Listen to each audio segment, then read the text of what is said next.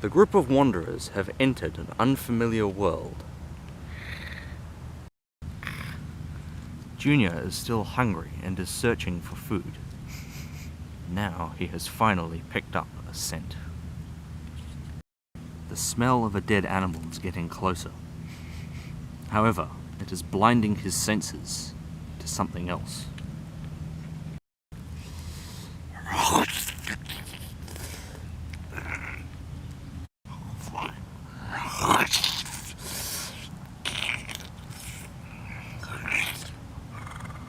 Raja and Abigail, eating the last remains of their old enemy.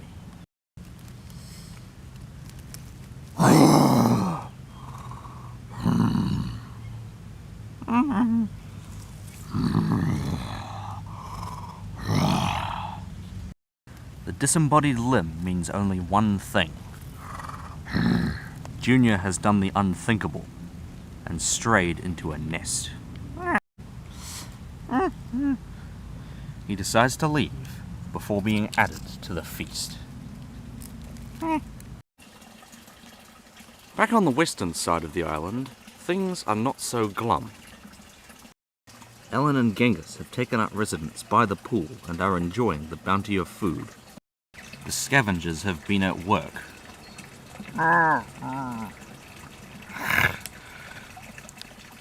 These few bones are all that remains of the previous fight.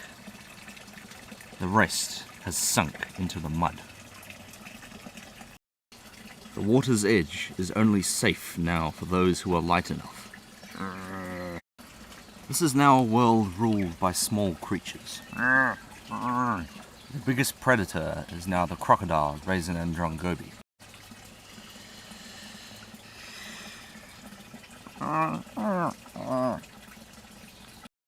This area of grassland is the Eastern Plains. After following the river, the broken up herd has finally reached a new food source. But everything here is not as tranquil as it seems.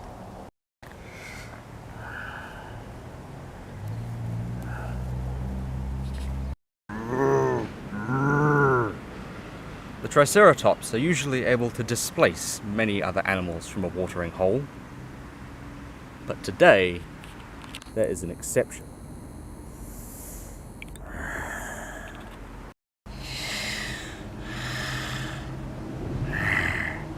It is unclear if the Spinosaurus will take offense to their presence.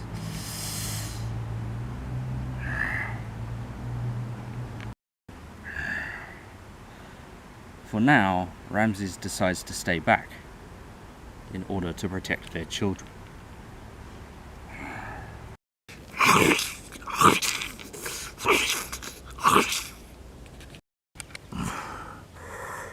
The Lythrax have finally arrived. They have encountered something. Something that smells of food.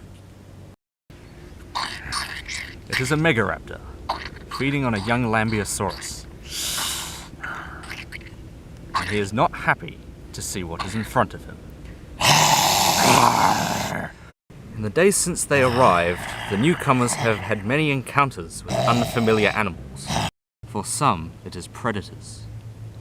For others, it is prey.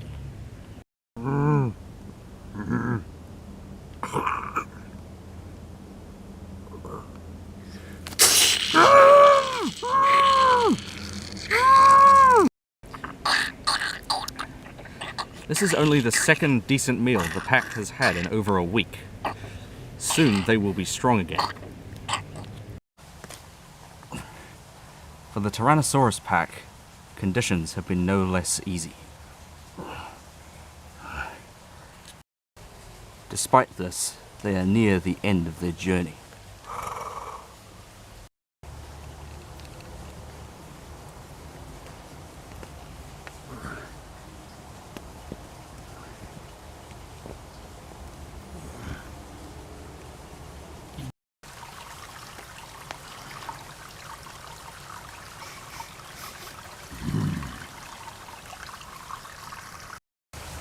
After toiling through pain and lack of food, they have finally reached a new home.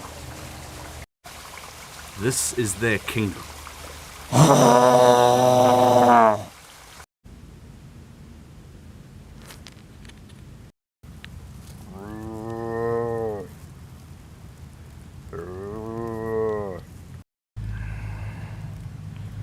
the first time in months, Grey is able to hunt food for himself alone. He has abandoned his son and is now stalking a young Brontosaurus.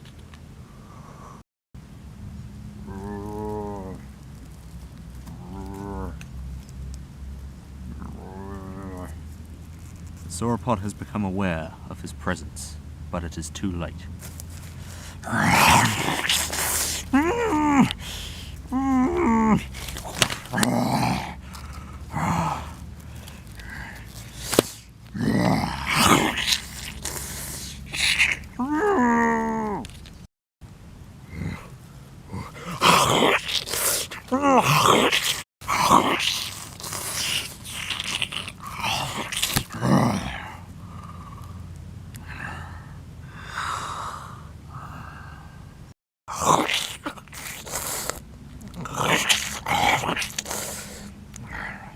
Around 7 tons of meat, all to himself.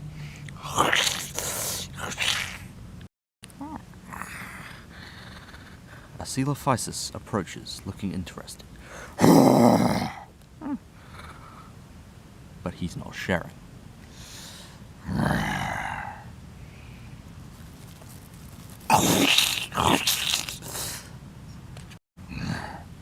A small annoyance, but in this new world there will always be bigger scavengers. Grey is not the only one hunting here. Junior is also on the prowl. His prey is the family of Stegosaurus he has been following since everything began.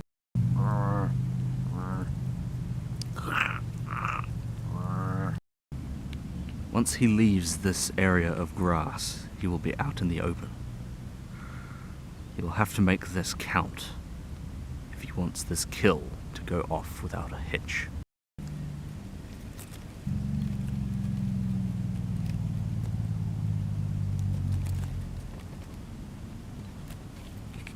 His prey are unaware of his approach, and there are no branches in the way this time.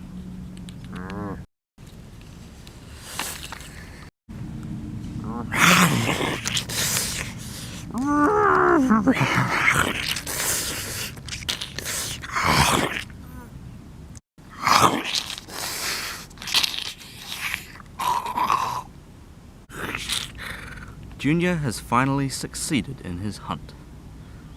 The lessons he has learned will help him forward on the road to adulthood.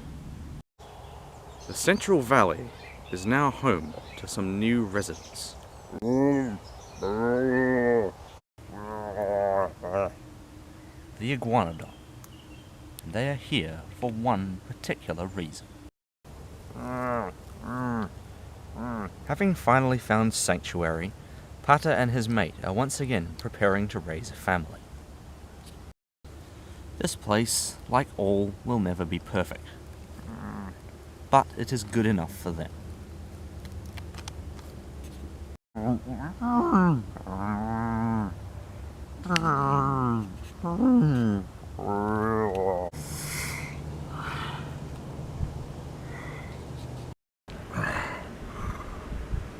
Sam has followed this river from its source.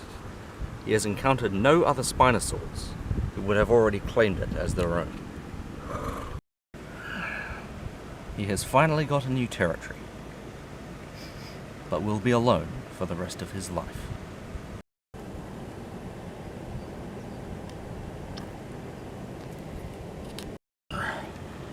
Having marked his new territory, Sam is now ready to hunt fish for the first time in days.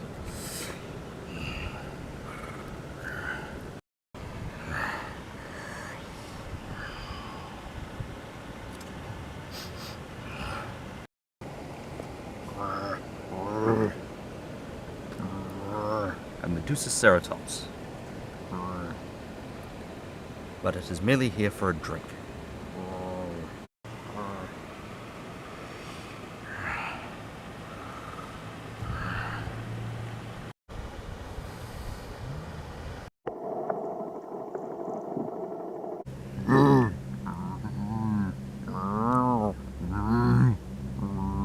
The events that have brought these two ecosystems together may have happened by chance, but the populations will now become one.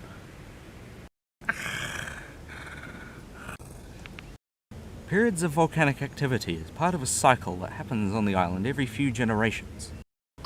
Eventually, the west side of the island will become inhabitable again, and the animals that once lived there will be able to return. But that is another story.